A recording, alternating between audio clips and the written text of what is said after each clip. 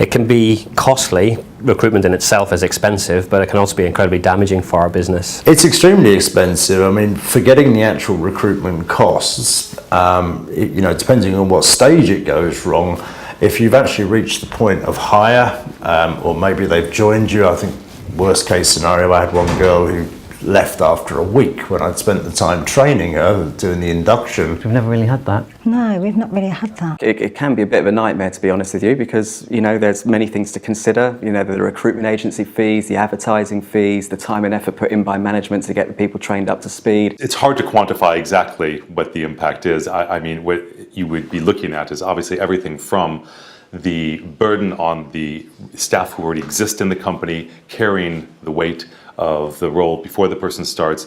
Then they go through the process of training the new recruit to make sure that they're up to speed.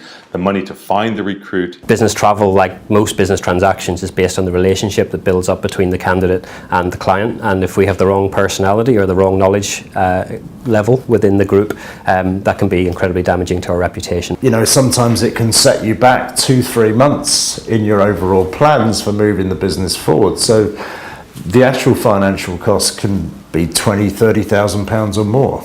The cost of it, while maybe there is a cost, of course, associated with the recruitment fees as well, but there is a real unquantifiable impact to those people around, whether it be the hiring manager or the fellow employees. We really do spend a lot of time on the CV, yes, and the personality, and comparing the people once we've interviewed them.